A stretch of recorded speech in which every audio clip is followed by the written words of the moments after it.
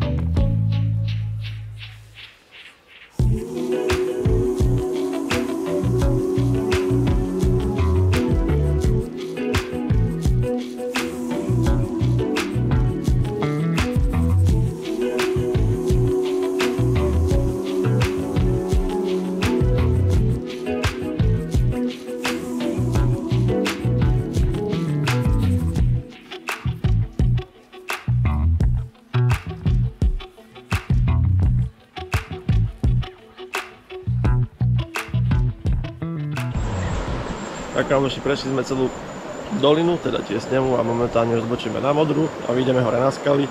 Tam si zasa užijeme výhľady a vrátime sa dole, takže snad sa vám Zádielská dolina páči tento výlet a teraz si dáme druhú polovičku vlastne ponad naučným po modrej a potom naučným koníkom do doliny, takže poďme sa vrhnúť aj na túto časť. Tam určite nebude o nič kadečie ako doprava.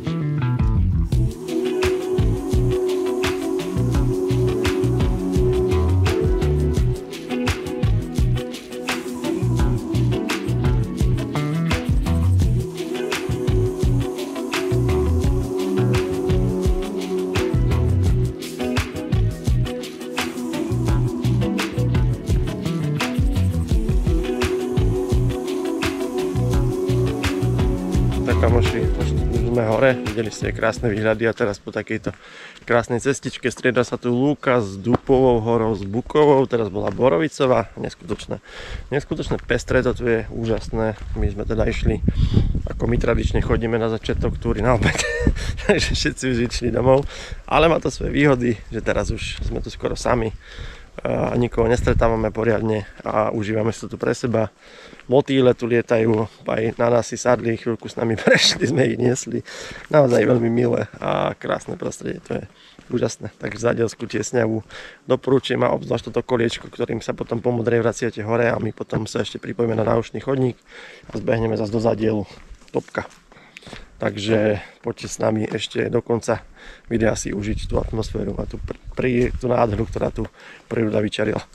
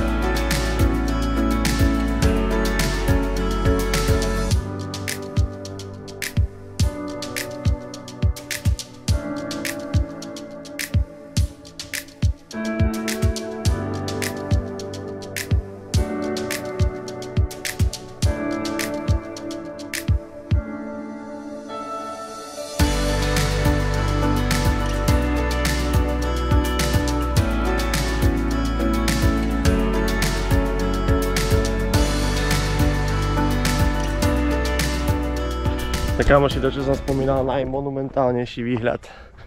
Pozrite sa na to, úplne z iného sveta. Pripadám si, že si dám facku, či nesnívam. Naozaj je to tu. Pozrite. Nádhera. Takže naozaj sa oplatí aj tuto hore výsť, keď už si prejdete Rokrinu. Prípadne, ak chcete, tak môžete vybehnúť iba tu hore a pozrieť si to z hora, lebo ja teda za mňa úprimne poviem, že mne sa tento vrch páči ako samotná viac teda ako samotná cesta pomedzi tie skaly, pretože tam sú stromy, tieň a je tam úžasne, krásne, potôčik z Určite všetko, ale tento výhľad z hora, ten mám odpaliť dekal na bars, takže hovorím, táto vrchná vec je ešte krajšia ako tam dole za mňa. Ale nezabudnite teda, keď už tu budete plánovať výlet, tak dať si aj túto cestu vrchom, pretože je to čistá fantázia.